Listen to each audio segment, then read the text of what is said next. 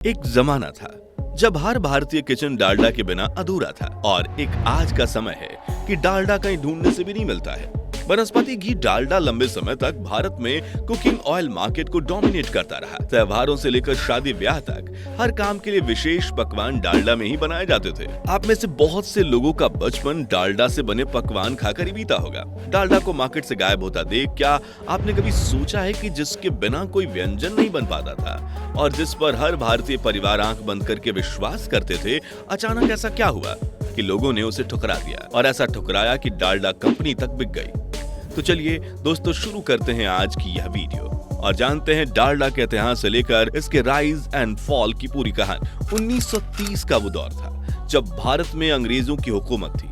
अंग्रेजी हुकूमत ने आम भारतीयों की हालत खराब कर रखी थी। चारों तरफ सिर्फ गरीबी ही गरीबी थी। उस समय भारत में कुकिंग ऑयल के रूप में गाय के देसी घी का उपयोग किया जाता था, लेकिन देसी घी की कीमत इतनी ज्यादा थी कि इसे लग्जरी कंसिडर किया जाने लगा था। उस समय भी मार्केट में इसकी कीमतें इतनी ज्यादा थी कि देसी घी बस राजा, महाराजा, नवाब और अंग्रेजी ऑफिसर्स के घरों तक ही सीमित रह गया था। इसी दौर में नीदरलैंड्स की एक कंपनी की नजर भारतीय मार्केट पर पड़ी। उसने देखा कि भारत में देसी घी की जरूरत है, लेकिन कीमत की वजह से ज्यादातर भारतीय परिवार देसी घी का इस्तेमाल नहीं कर पा रहे हैं। इस मार्केटिंग गैप को समझते हुए नीदरलैंड्स की कंपनी ने देसी घी के विकल्प के तौर पर वनस्पति घी लाने का फैसला किया। नीदरलैंड्स की इस कंपनी का नाम था डाडा। इस डाडा नाम से भारतीय मार्केट में वनस्पति घी की एंट्री हुई। कंपनी ने डाडा को देसी घी के विकल्प के तौर पर पेश करना शुरू किया। इसका टेक्सचर काफी हद तक घी जैसा ही था और स्वाद भी यूनिक था, जबकि कीमत देसी घी के मुकाबले काफी कम, जिसे गरीब और मिडिल क्लास भारतीय परिवार अफोर्ड कर सकते थे। क्वालिटी एंड अफोर्डेबिलिटी डाडा का यूएसपी बना और इसी के बलबूते डाडा भारतीय मार्केट में बढ़ता रहा। डाडा की कामयाबी को देखते हुए लीवर ब्रदर्स, जो कि आज हिंदुस्तान यूनिलीवर लिमिटेड के नाम से जानी जाती है, ने नीदरलैंड्स की कंपनी से डाडा कंपनी को खरीद लिया। इस डील में नीदरलैंड की कंपनी डाडा ने लीवर बंधुओं से ये कहा कि उनका नाम चेंज ना किया जाए, लेकिन लीवर ब्रदर्स का मानना था कि जब प्रोडक्ट का निर्माण उनकी कंपनी करेगी तो प्रोडक्ट नेम भी उनकी कंपनी से संबंधित होना चाहिए। इसके बाद लीवर ब्रदर ने डाडा कंपनी से रिक्वेस्ट की और अपने लीवर का एल डाडा के बीच में ऐड करने के लिए उन्हें मना लिया। इसी के साथ आइकॉनिक डालडा ब्रांड की शुरुआत हुई। लीवर ब्रदर्स के द्वारा एक्वायर किए जाने से पहले डाडा दूसरे देशों से इंपोर्ट होकर भारतीय मार्केट में आते थे, लेकिन लीवर ब्रदर्स ने भारत में ही डालडा का निर्माण करने का फैसला किया। इस फैसले के साथ ही 1937 में वनस्पति घी बनाने वाली फैक्ट्री भारत में स्थापित की गई। जब भारत में ही डालडा का निर्माण किया जा रहा था, इसलिए अब इसे और बड़े मार्केट की जरूरत थी और बड़ा मार्केट तभी हासिल किया जा सकता था जब ज्यादा से ज्यादा लोगों को उनके प्रोडक्ट के बारे में जानकारी मिले। इस काम के लिए लिंटास एडवर्टाइजिंग कंपनी की मदद ली गई। 1939 में लिंटास ने डालडा के लिए एक एडवर्टाइजमेंट वीडियो बनाया, जो कि भारत की पहली मल्टीमीडिया एडवर्टाइजिंग कैंपेन थी। इस वीडियो को सिनेमा घरों में फिल्म शुरू होने से पहले और इंटरवल के दौरान चलाया जाता था। इस एडवर्टाइजमेंट से कंपनी को काफी ज्यादा फायदा हुआ, लेकिन लिंटास ने डालडा का एडवर्टाइजमेंट सिर्फ वीडियो तक ही सीमित नहीं रखा, बल्कि अखबारों में भी प्रिंट एडवर्टाइजमेंट की गई और इसके साथ एक स्पेशल रेसिपी बुक भी पब्लिश की गई, जिसमें डालडा से बनाए जाने वाले बहुत सारे रेसिपीज उपलब्ध कराए गए। अपने एडवर्टाइजमेंट के जरिए डालडा लोगों को यह कन्विंस करने में कामयाब रही कि स्वादिष्ट पकवान सिर्फ डालडा से ही बनाए जा सकते हैं और उनका डालडा देशी घी के मुकाबले सस्ता होने के साथ हेल्दी एंड टेस्टी भी है। डालडा का यह मार्केटिंग कैंपेन लोगों के मन में बैठ गया। डालडा पर उनका विश्वास कायम हो गया और डालडा के सेल्स दिन दूनी रात चौगुनी गति करने लगी। रूरल एरिया, जहां उस समय लोग ज्यादा पढ़े लिखे नहीं होते थे और एडवर्टाइजमेंट भी किसी तरीके से उन तक नहीं पहुंच पाता था, लेकिन डालडा को अपने प्रोडक्ट्स इन एरियाज में भी पहुंचाने थे, इसलिए उसने एडवर्टाइजमेंट का एक यूनिक तरीका निकाला। डालडा के डब्बे के शेप में गाड़ियों को डेकोरेट किया गया और उसके बाद से इन गाड़ियों को डालडा के सैंपल्स के साथ सजाकर चौक चौराहों पर भेजा जाने लगा।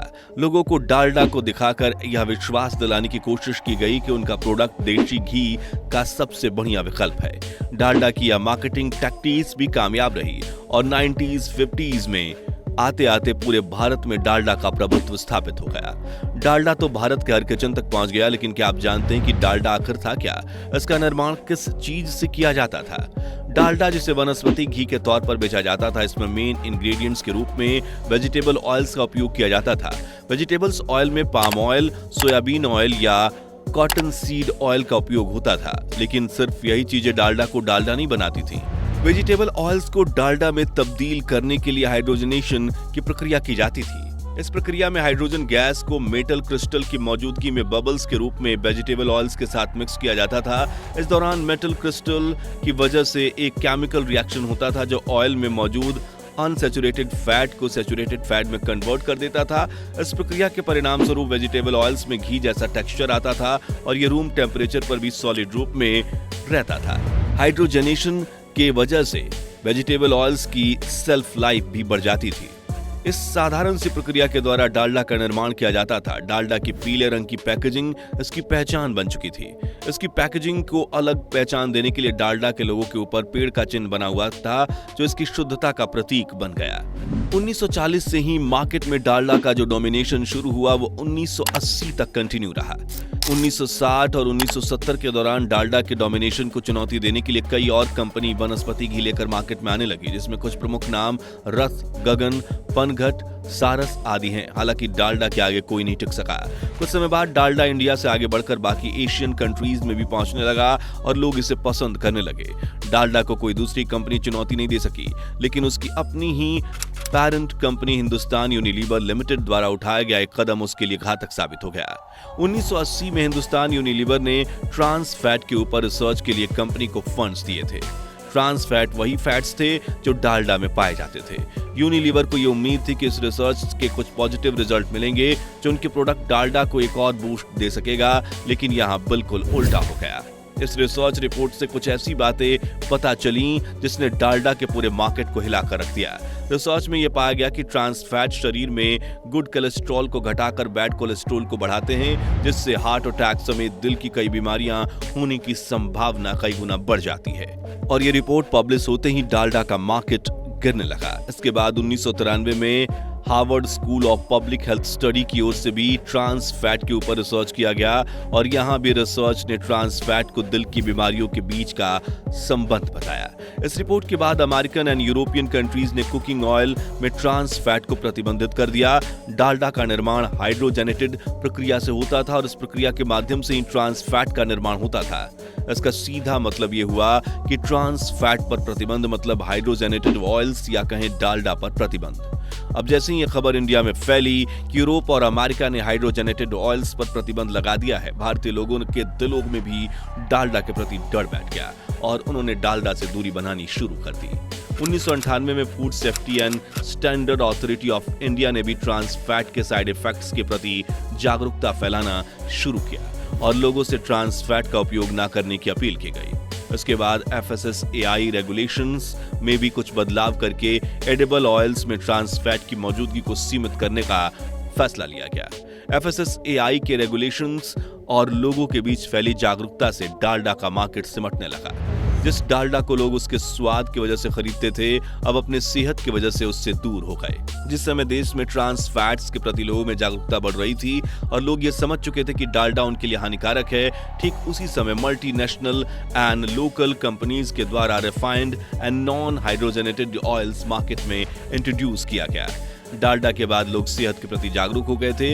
इस वजह से इन कंपनियों ने अपने तेल को सेहत का खजाना कहकर प्रमोट करना शुरू किया और लोगों ने भी डालडा को छोड़कर रिफाइंड ऑयल को अपना लिया। इस डिक्लाइन की वजह से 2003 में यूनिलीवर ने डालडा को बुंगे लिमिटेड के हाथों बेच दिया। लगभग 100 करोड़ रुपए में डालडा को खरीदने के बाद बुंगे ने डालडा ब्रांड के अंदर सनफ्लावर, मस्टर्ड एंड सोयाबीन के रिफाइंड ऑयल्स लाने शुरू कर दिए। ये सभी ट्रांस फैट फ्री प्रोडक्ट्स थे, लेकिन डालडा के इन प्रोडक्ट्स के आने से पहले ये रिफाइंड ऑयल्स की दूसरी बड़ी कंपनियों ने मार्केट पर कब्जा जमा लिया था, इसलिए डालडा मार्केट में ज्यादा दिन नहीं चल सका। कुछ समय बाद बुंगे ने आइकॉनिक डालडा को पुराने अवतार में फिर से लाने का फैसला किया।